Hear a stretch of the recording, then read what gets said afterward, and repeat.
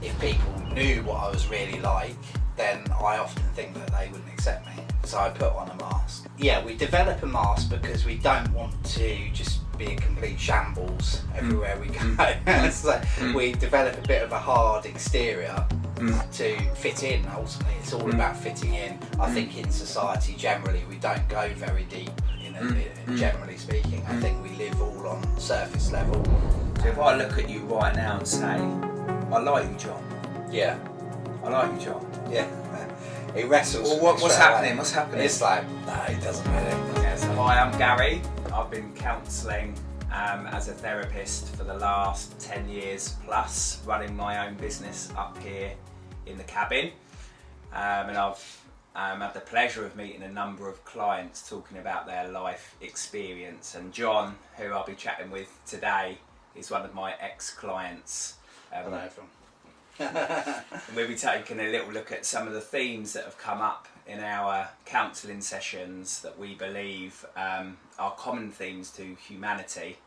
And I've experienced a number of other clients talking about these themes. So we're going to dive in, maybe looking at the mask today and reasons why we might wear a mask. Well, thank you for having me, Gary. This is good. So where do we go? I guess the topic of the mask, it sort of affects everyone. We all, I think we all wear a mask, don't we? We all put on a mask, put on a show when we're out and about. Even now I'm trying to put on a mask because we're talking and having this conversation. Yeah. What mask would you say you're wearing today, John? Well, I think probably just putting my best foot forward. It's not necessarily sort of anything else more than that, but trying to put my best foot forward. But equally, I'm feeling insecure inside, but I'm trying to put my best foot forward. So I think it's almost like a tool or a defence mechanism, isn't it? When we're out and about in the world, to try and just come across the best we can. Yeah. So would you say kind of the mask is not all bad, that sometimes the masks we wear are needed in order to protect ourselves in society? Yeah, I think so. I think we develop a mask because we don't want to just be a complete shambles everywhere we go. So we develop a bit of a hard exterior to sort of like fit in. Ultimately, it's all about fitting in with whatever we think everyone else is like. We sort of develop that mask to try and fit in with them. Yeah. So where do you say kind of, if you're looking at your own personal mask, and I'll look at my own personal mask too in a minute, and you just kind of spoke a little bit about yours, where would you say, or when would you say you were first aware of the need to develop a mask, so that initial need to fit in, where you felt that John maybe was first experienced by yourself as or others as unacceptable, so you had to develop this mask? Can you remember an occasion where you were mask wearing? Yeah, I mean, I grew up on a green, and there were a lot of other kids out there, and I remember feeling insecure about my inability to play football. That's probably one of the first times, if I scroll right back in my head. But I think things like school as well, nursery even, probably I felt like it to a degree. I do remember feeling insecure even in nursery. Obviously I haven't got many memories of nursery, but I've got it's more sort of the memory of the feeling that you can relate to and remember. Yeah, so I think that insecurity, it sort of prompted me to create a mask that I put on to people, a bit of a show.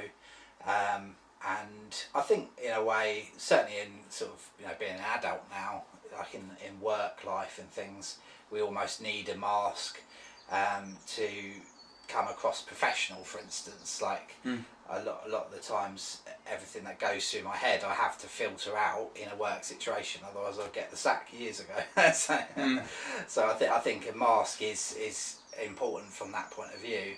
Yeah, almost to kind of fend people off from our inner feelings. I've often discovered, speaking with you and other clients, and also thinking about what goes on inside myself. Yeah. That we often feel fraudulent, but we can't release that to the people that we're working with. Yeah. So we need to find a professional or an attempted professional way of trying to hide those fraudulent feelings. So similar to what you were saying earlier about putting your best foot forward. Yeah. So I remember the first time I met you for the first time in counselling and other clients.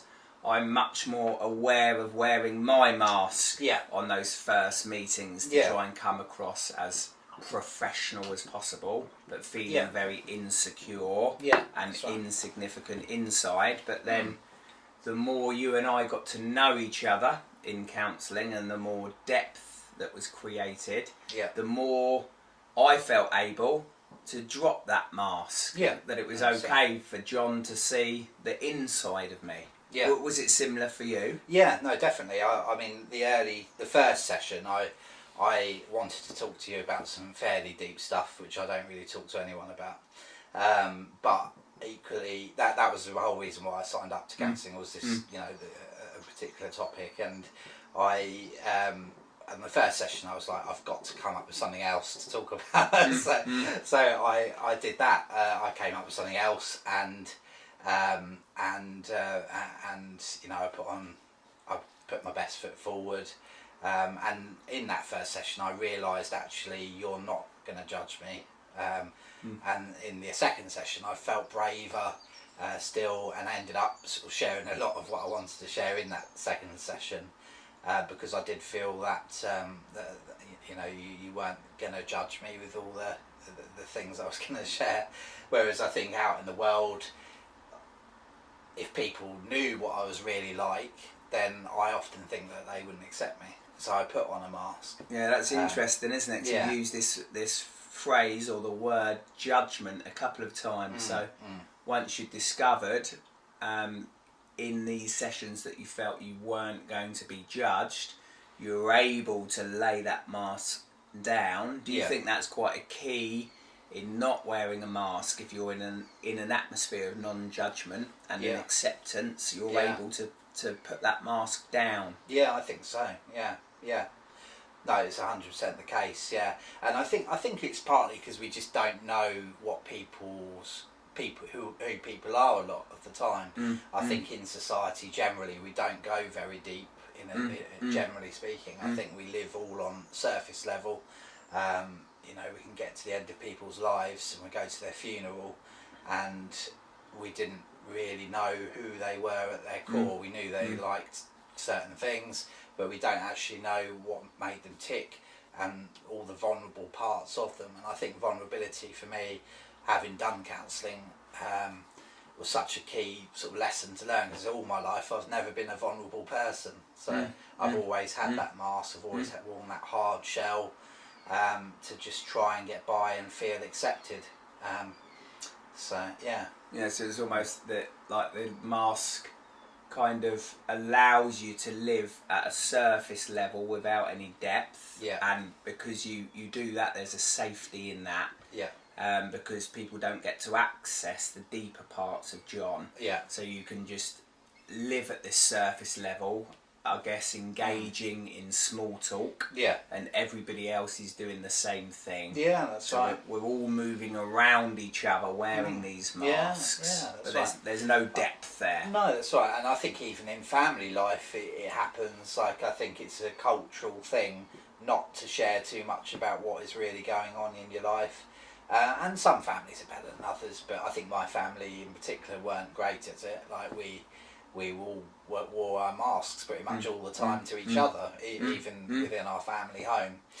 Whereas other people, like my wife and things, have grown up in a lot more warmer household and have felt, like they could be a bit more open. But I think it's just, the way my parents were growing up, and the way, part of it is the way our makeup is as well. I guess you don't want to put all your cards on the table to everyone, because I think if you did that all the time, obviously, potentially people would think you're just a mess all the time, and people don't have the time to listen to all your problems and things. So I think it just depends who you're speaking to, doesn't it? And it's being selective with how vulnerable you are with people. But at the same time, I think it's a very necessary skill to learn, really, and something that can really help you release what's going on inside, and also help others, feel more drawn to you. Is what I've learned from our counselling sessions, that vulnerability sort of draws people in. So yeah, because I guess kind of when you were saying that in a way you have to be selective, and if that you are open and vulnerable to everybody, maybe you feel that you're a complete mess. And and it led me on to thinking, so if I was vulnerable with everybody, what I'd be opening myself up to is potential rejection. Because I guess the mask saves you from rejection. Yeah, definitely. Because when they reject you, they just reject the mask.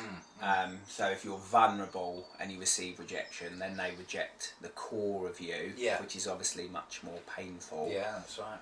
Have you got an occasion in your life where you took a risk with vulnerability, you dropped the mask, you were much more John, and then you were rejected in that moment, and it hurt more than somebody rejecting the mask? Yeah, one thing I sort of remember really is liking a couple of girls in the past. I mean, that's the first thing that comes to my head. Whether that's the best thing, I don't know. But where I decided to say that I like them, which is a vulnerable moment. Yeah, which is a vulnerable moment. And then sort of hearing them say that they basically didn't like me or didn't feel the same way, which I don't blame them, etc. I know it just happens. So that's a moment of vulnerability there. You said, look, I don't blame them. No. Yeah, so you almost kind of went a bit more vulnerable just then. Yeah, that's it. Yeah, no, I just sort of I don't want them to feel bad, basically. You don't want them to feel bad. Well, it's partly because I gave out the same stuff to other people as well. People sort of opened up that they like me, and I didn't feel the same way, so it becomes awkward. I think it's just part of growing up, really. But it does. I remember one time when I said that to a girl, it felt like a dagger went straight in my heart, type thing. Like when I sort of opened up and was vulnerable, and then she turned around and said, "I just want to let you know it's never going to happen." Yeah, and then you felt that dagger because the mask. Yeah. I guess the mask is also like a shield. Yeah. And if you were wearing the mask, the dagger would deflect off of that mask or off of that shield. But you dropped it, and in that moment of vulnerability, you said, "I like you." Yeah. And effectively, she said, "I don't like you." Yeah. And that was when that dagger went into the core of you. Yeah. I guess reinforcing the need to wear a mask. Yeah. Or I don't want to feel that pain again. I better get that mask back on again. I think what happened for me was I put the mask straight back up. I still had the pain. It was like I was still bleeding inside almost.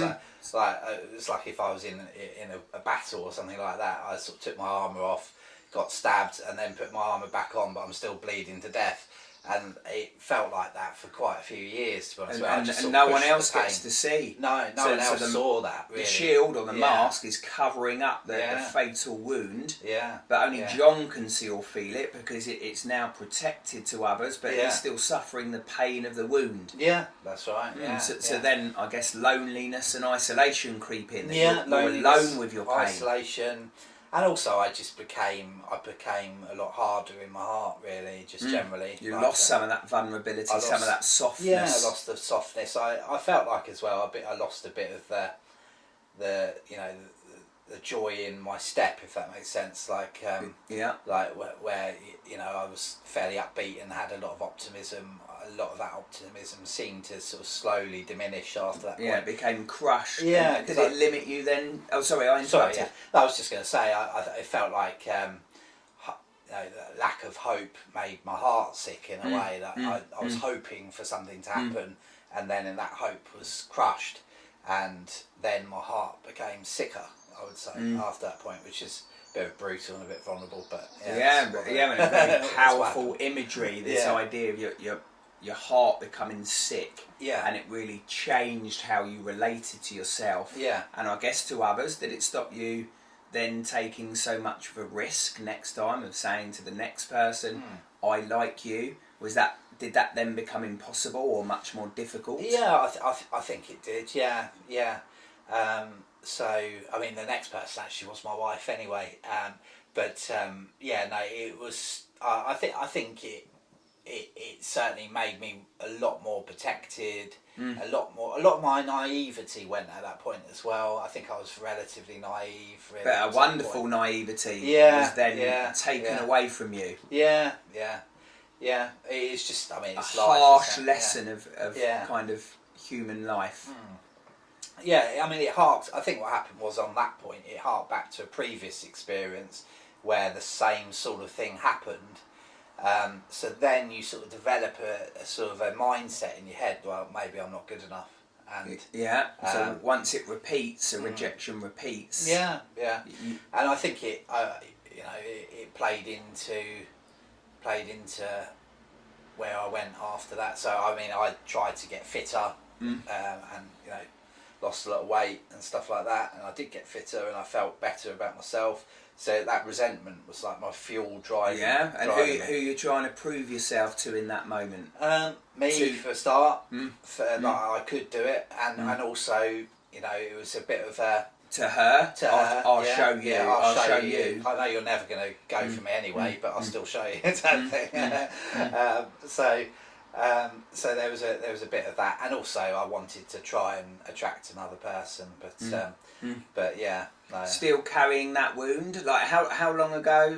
How long ago did that happen? That was 2010. So yeah, about 13 years ago. Yeah, and how's that wound doing now? I think it's a lot better. Having done counselling, I would say that wound is pretty much closed up. Up until counselling, actually, I would say I'd never let anyone know these thoughts that were going on. So it's still bleeding behind the mask, behind the shield. Yeah, I mean, I'd wrapped it in bandages, so to speak. That were sopping wet with blood because they've been there for so long. Yeah, that's it. And there's still part of me that does feel a bit painful. But I think it ties into a lot of things about me rejecting me as well, though. Yeah, because can we open that wound up straight away? If you said, Gary, I really like you as a counsellor, and I think you're really good for me, and you've really helped me, and I said back to you, John, I don't like you. Would that reopen? So at the moment it's all closed up, it's sealed, it feels quite healthy through the journey of counselling. How easy is it to reopen that wound? If I said to you, John, I don't like you, and you believed that I didn't like you, would it reopen that wound? That's simply not true, by the way. No, but definitely. Would it reopen the wound? Oh, without a doubt. Yeah. No. I mean, to be honest, that fear is within me all the time. So, ever since I started to, get to know you through counselling, I've always thought, does Gary really like me? Is he just saying? Isn't that interesting? So I've got like an internal voice going on saying that Gary doesn't really like me. He's just sort of telling me because I'm paying him for some counselling sessions. Yeah, so it's almost like that your experience with this girl where you became vulnerable and opened yourself up and then received that rejection. It's almost created a script in you. Yeah, definitely. Of moving forward, of questioning whether people like you or not, or they just say that they like you but they don't really like you. Almost like you have to live with this ongoing journey of rejection that you're often trying to cover up. You're trying to remain safe. Yeah, that's right. Yeah, no, it's it definitely it sort of set me in a certain vein, but I think it has come from prior experiences as well all through my life, because I mean I've got a weak left side which has made me feel different from everyone else. All through my life, ever since I was really young.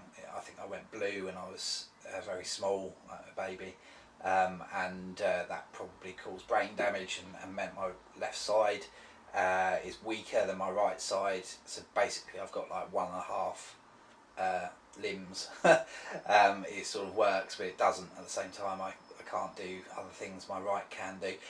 So I think all of that sort of feeds into it. So when something like that girl rejecting me happens, it sort of reaffirms the fact that I'm different from everyone else, that no one's going to like me, that I'm not accepted. So then in turn I start to reject myself. Yeah, it's almost as if that's true, but also you've rejected yourself first anyway because of your left side and those early childhood experiences, like on the football field, like so you reject yourself first, then somebody else rejects you, and then you reject yourself further. It almost like confirms the message. Yeah, that's right. So how would you feel in this moment with all of your self-doubt around whether somebody likes you or not? And you said in counselling a number of times you've come in questioning whether I like you. So if I look at you right now and say, I like you, John. Yeah. I like you, John. Yeah.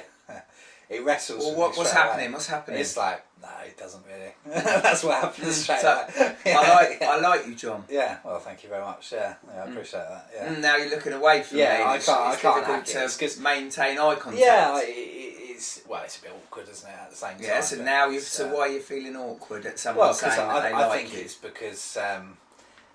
You don't like yourself? Yeah, I don't like myself, ultimately. Like, I'm sitting here and I don't like myself. Like, so you sat right now. I've obviously put on a lot of weight since I lost weight. I'm feeling hot, sweaty. I probably don't look my best on the camera, if I'm honest. So I'm sitting here rejecting myself. Yeah, so as this is going on, you're rejecting yourself. You don't like yourself. So when I hit you with that comment of, I like you, John. And you can see that I mean it. But it's still doing so, and you're looking at, occasionally you're looking away. It's difficult to maintain eye contact because it's wrestling with you already deciding today that you don't like yourself. And that the mask, I guess, is worn to, you can't let people know every day, all day that you don't like yourself. You can't let people know that. No, so you have to cover all that up. Yeah, exactly. Yeah, that's where the mask comes from. Just it's useful. Full circle, really. Yeah, it's useful to sort of cover up to make people think that you're alright with yourself, and with them, and like. But actually, when I go to a social situation, I'm feeling awkward. I'm feeling incredibly self-conscious. I'm quite an introvert as well, so I find social situations awkward at the best of times. But if I'm hating myself as well, it's like I've got a couple of voices going on in my head, really. I've got my self voice saying you're poo, you're rubbish, no one's going to like you, and I've got another voice in my head sort of imagining what they're thinking about me as well. And does that line up with your voice? It does. Is it very similar? I guess it's one and the same voice, really. But I mean, it sounds like it. Yeah, it's one voice, really. But it's I'm thinking what they're thinking, and I'm thinking what I'm thinking about me, and it's all very negative. So most of my social interactions are very negative, and coming in here to counselling initially was a negative thing, that you're not going to accept me for who I am.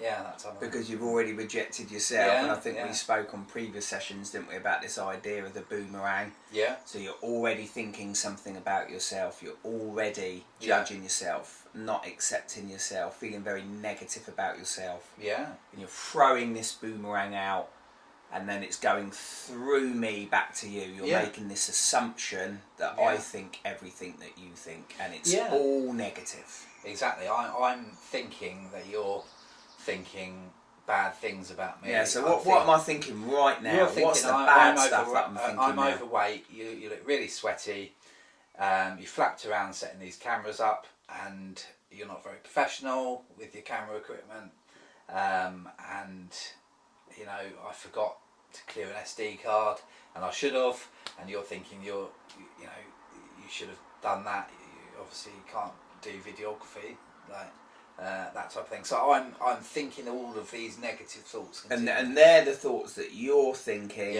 and about. You're assuming that I'm thinking these thoughts about you. And so my projection of you is in relation to you thinking those things to me. So I'm thinking, I'm 100%, like, there is no other thought that's going through your head other than what I'm thinking about what you're thinking about me, if that makes sense. Yeah. So I mean, if we flip it in this moment, if I'm not thinking those things, you're actually being really unkind to me. I am, yeah. So how do you feel about that? Me saying, actually, John, you're being unkind to me because actually I'm not thinking those thoughts at all.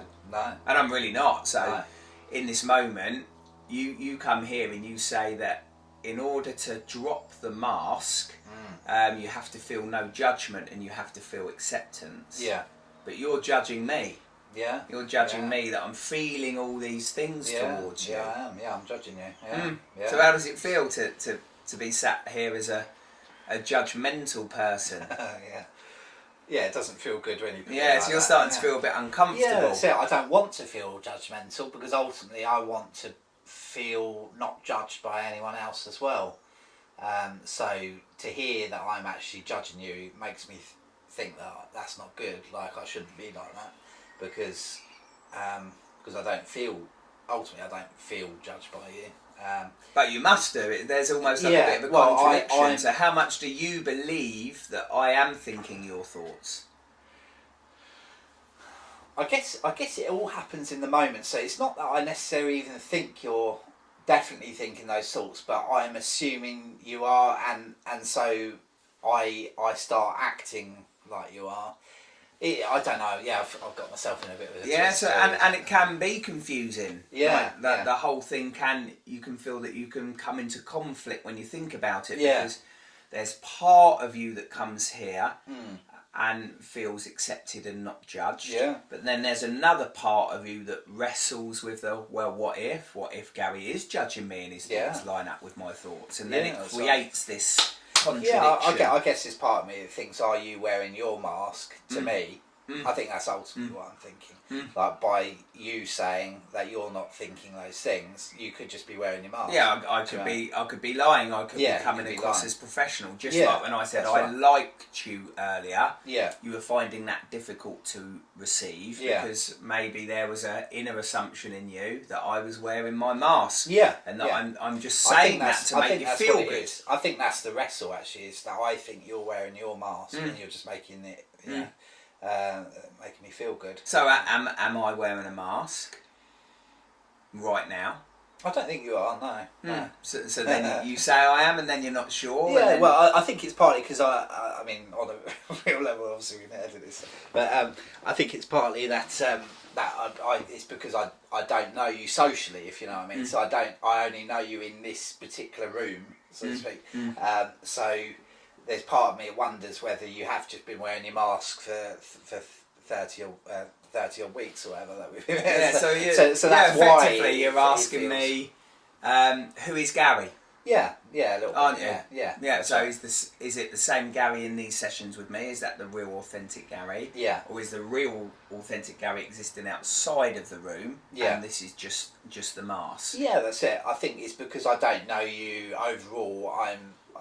My instant, like reading or listening to the chimp paradox, my chimp says, if you read the book, my chimp sort of says that you're wearing your mask. Definitely, that's the instant response. It doesn't even, for not even a split second. Like I just go straight into Gary's wearing his mask.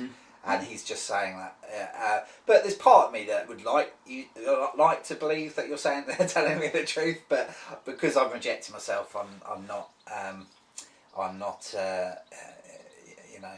Sorry, what's my train of thought there? I'm not. I'm just thinking you're wearing a mask, basically. Yeah. Yeah, I can see the intensity of the battle because it's not. It's not cut and dry, is it? You move between the two positions and then get a little bit confused, and then you, just like you did then, you became unsure of your thinking because you're like, well, is he wearing a mask or is he not wearing a mask? And I can't work this whole thing out. Yeah, that's right. Or is it my own thoughts about how I feel about myself? And then you start to get in a muddle and lose your train of thought. Yeah, it becomes confusing. Yeah, it is confusing. Yeah, no, I think you're right. I think it is a confusing state to be in. Because there's a big part of me, the needy part of John, that says I would love to believe that Gary likes me, but the other part of me is the rejection part of me, the part that rejects myself, doesn't believe it. So there's an instant civil war going on in terms of when I hear that type of statement. Which has little to do with whether I'm wearing a mask or not. Yeah. And it has everything to do with how John feels about himself. Yeah, that's right, yeah. It's all to do with how I feel about me, really. And I think for me that's played into a lot of social anxiety So for me, I have to wear a mask in order to just remain socially normal in a way, because I actually, when I go to a social situation, I just want to hide as the feelings I get, because I guess I'm worried continually that people are going to reject me. Even people hearing this now, like I worry whether people are going to reject me. So they're going to listen to you speaking. Yeah, a lot of people. What are they going to reject?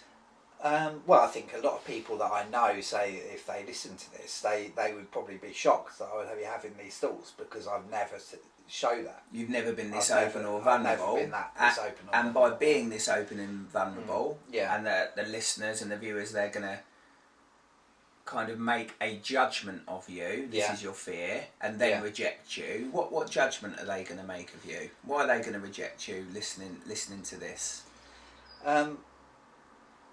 Well, that's a good question. I mean, what are they going to reject? Well, I think that they're going to see that I'm a bit more broken than I probably come across. Yeah.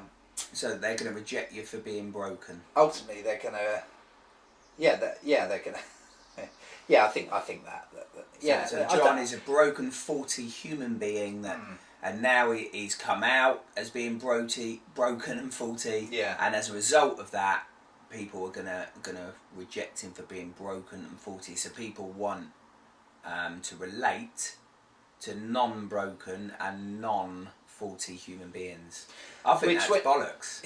Yeah, when you say that, I'm thinking that's stupid. That's the people that people don't want to relate to. to. Because actually, when you're saying all this, I'm thinking, having done counselling, that vulnerability is magnetic, like you've said in the past. So I'm thinking, actually, what will happen is that people will feel warmer to me. That's the as I'm sharing this. Yeah, that's the judgment I'm making. That if people listen to you, that they'll actually be drawn to you rather than reject you. And the people that maybe listen to this or watch this and reject you, I would say the problem is with them.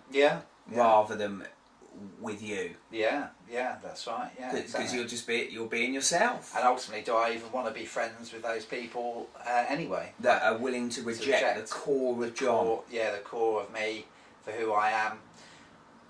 So it all begs the question: is why do I even wear a mask if there's so much positive results with not wearing a mask and with being more open and vulnerable? But I think it's still a protection mechanism. Yeah, we wear it out of fear, don't we? We wear it because of examples you gave. You asked that girl out. You said, "I like you." She rejected you. We wear it through fear of being rejected. Yeah, that's right. Yeah. No, that's exactly it. So, but if someone accepts your mask, are they accepting John anyway? They're not even. No, not even close to it. It's not you. Really me. No, that's right. It's a version of you. Yeah. That you've made up to be accepted. Yeah, that's it.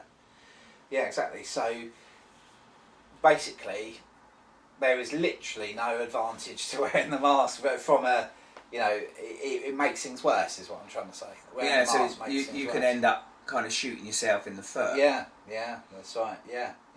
Because people don't know the real me. I'm worried at the moment if I go on, in life wearing a mask, that people get to my funeral and they'll just be talking about John's mask.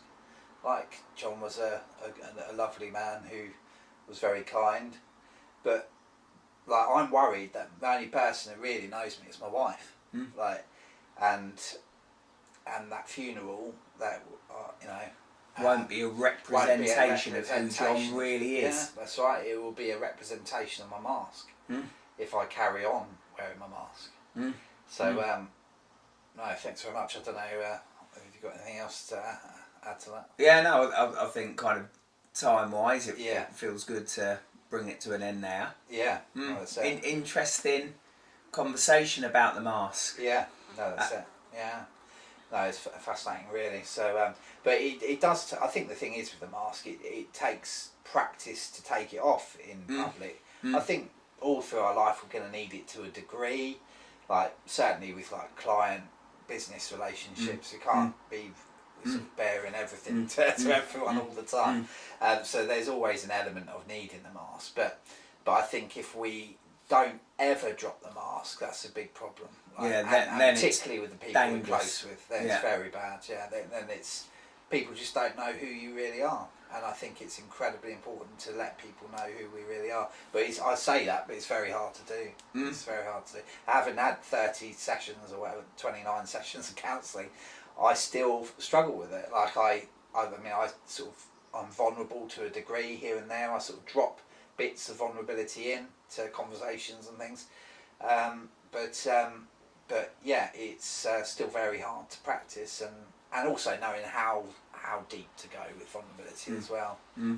It's hard. So yeah, just as we end, it just kind of came across my mind that if you're a person that can never drop the mask, so you only ever permanently live in the mask, and then you come to believe that the mask is you, so you've abandoned your own sense of self and personality. Would you say that's the definition of mental illness?